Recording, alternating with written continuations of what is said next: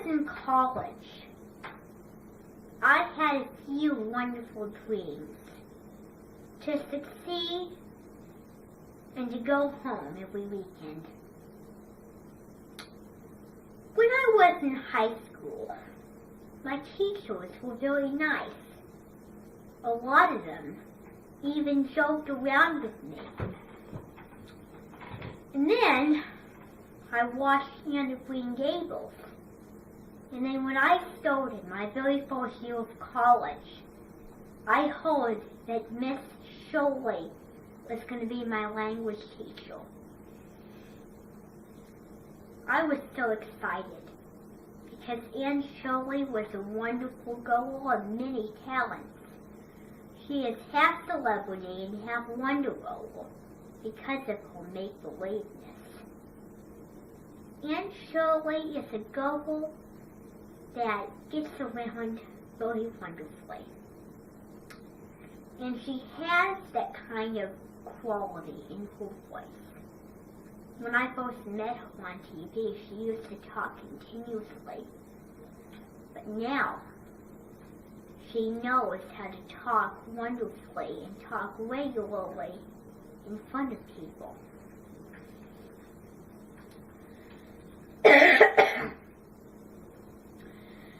So when I went to college, I was walking with a bunch of children that I know, and we were walking on the sidewalk, and then the sidewalk cut off, and then they had a really silly rule about walking on the grass to not ruin its beautiful color. I thought it was a very silly rule. I knew I had to obey by it, but it was just so silly. I just thought it was just really silly. Now, when I went in the building, there was an old guy. He was the principal, and I asked him what period I was going to in Shirley's class. And he said 3 to 4, and I was happy because language is a sort of class that really makes sense to go in at that time. When I got in the class, Anne Shirley was standing there. I was so looking forward to being in her class. She had a smile.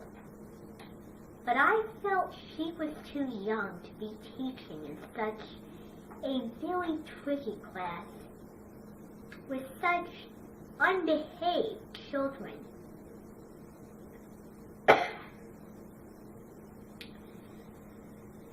She was smiling. She was happy when we all entered the room. We all sat down, and she said, very nervously, "Hello, everybody." And then we all said, "Hello." And then she said, "Welcome to Miss Shirley's language class. We will be learning a lot this year, and I hope we'll get along." And then the class started to misbehave. One of them even pushed her leg, and she almost fell. But she didn't get mad at that one child. And when it happened, she laughed. She just laughed. Nothing bothered her. And then another thing came. She opened her reading book, and then she saw a slithering worm. But fortunately, and most surprisingly, the children didn't laugh about it, because they felt no pressure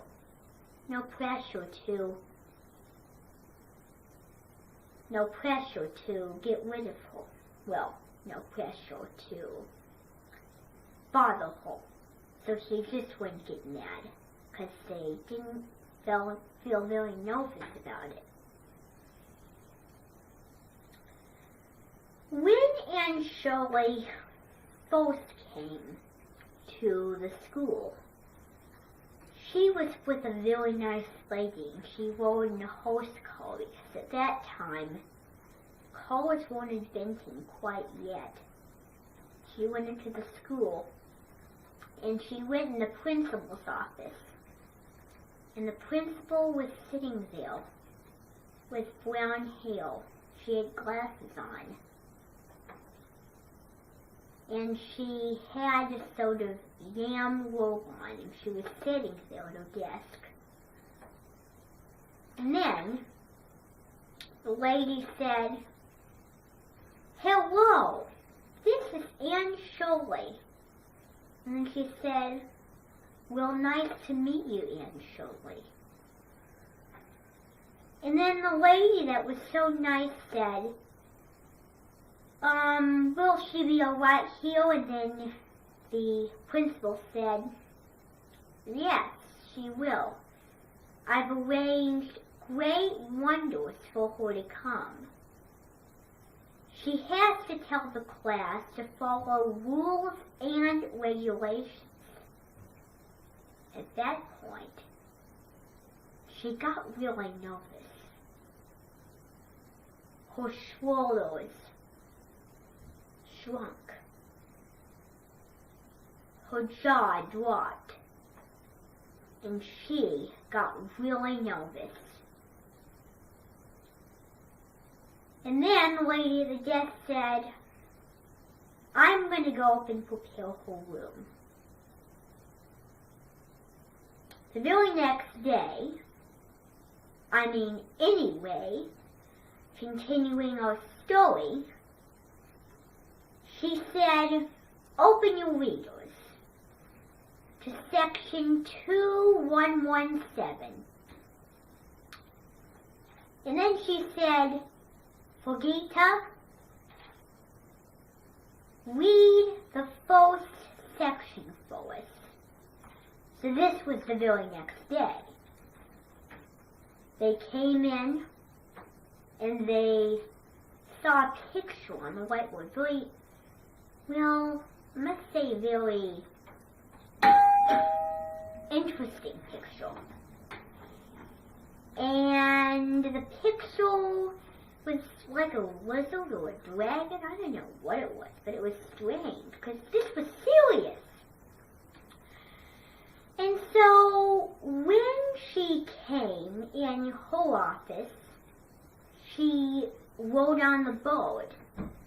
And so she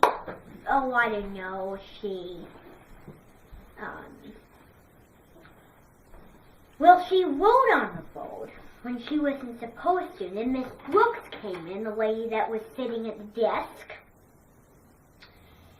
and she said, "What are you doing?" And then she said, "Nothing," very nervously. And then she told them what they had to do. And then they met the children. She met the children. And then Mrs. Brooks said that she would be responsible for English literature. I call it language.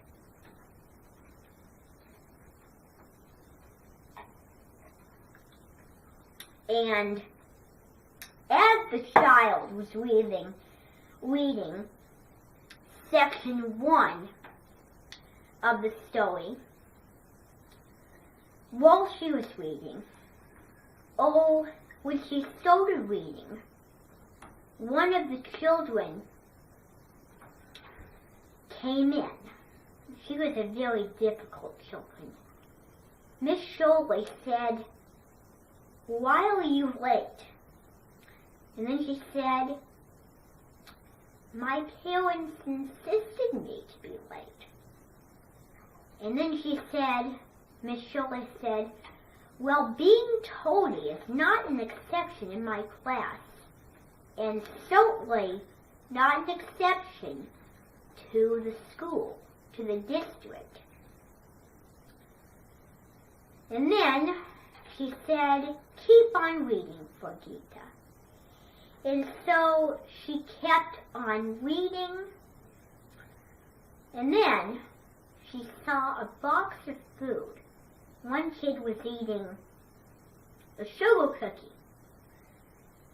And she said, how many times do I have to tell you that there is no food in this classroom? And then she just sat there. And then she was strange. And then she said, come up here.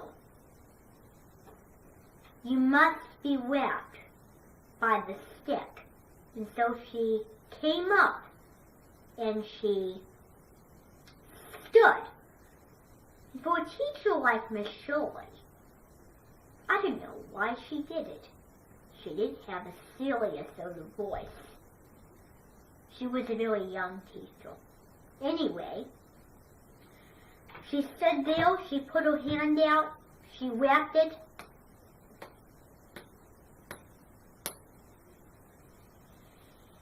And then she told her to bring a food box, and then she told her to put it in the stove. And then, as she put it in the stove, she said, push the lever. She pushed it. Oh, it could be a button, I don't know. And then, the stove started moving around. The room smelled like smoke. Smoke came out of the hole in the stove, and the children ran. The problem with being in Miss Shirley's class, she was a very nice teacher, but she was just, she couldn't teach properly. And so all the children went out of the room. And then that very night, the children needed Miss Shirley's help. And so she went in bed, she heard some knocking, and then the child showed up.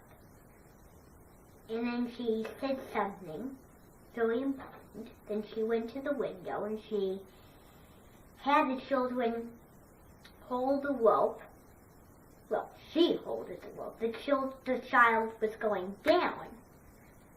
And then she just fell and landed on